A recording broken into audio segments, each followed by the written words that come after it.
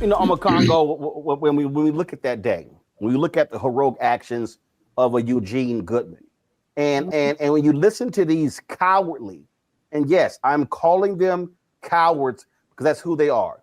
You look at these cowardly Republicans who all of a sudden, they've forgotten all of that, but their asses were saved.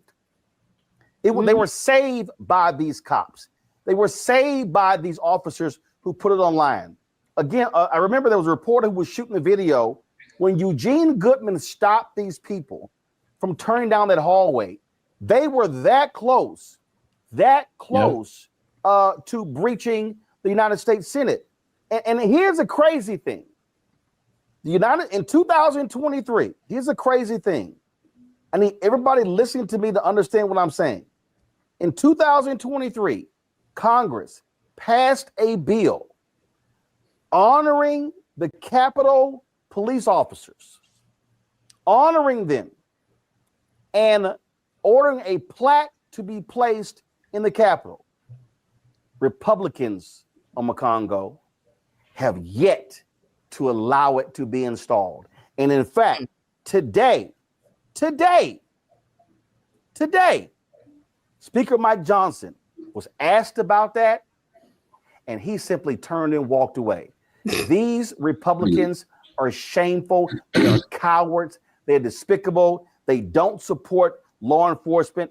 They only care about cops when it involves Black people. They are protecting these fascists, these white domestic terrorists.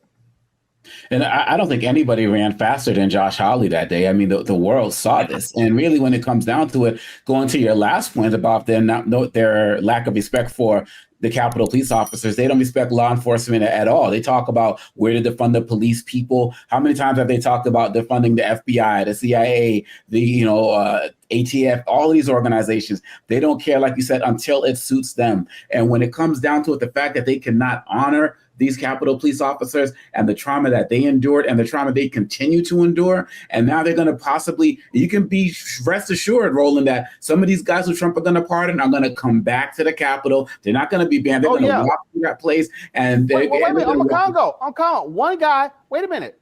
One of these thugs literally petitioned the judge to allow him to attend the inauguration because he was invited there by several Republican members of Congress.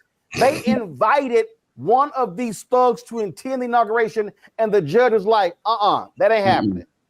That's what's up. And I can guarantee those who may be out or may have avoided jail time, the whole convict choir, some of that going to play as well at this inauguration. Like, this is a criminal enterprise, and they're going to continue to do criminal things. And the fact of the matter is, it really bothers me that whatever laws in place, a speech and debate clause or whatever, that doesn't allow like House members or senators to be like prosecuted, because some of these guys were in on this. There was a guy who gave the tour the day before. Like, they were aiding and abetting these individuals. And they are not going to suffer any consequences. But we have to make sure that we have a long-term memory. We can't be forgetting these things. You're talking about this now. You're going to be talking about this next week. You're not going to let this be forgotten. But most people are going to be on to Jimmy Carter's, funeral tomorrow. They're going to be on to the inauguration the next day. They're going to be on to whatever's coming in February. We got, we got the midterms coming up, and we got to keep these things in mind. And who's also not going to forget? Trump is not going to forget. And he's going to do his best to make sure people don't forget, because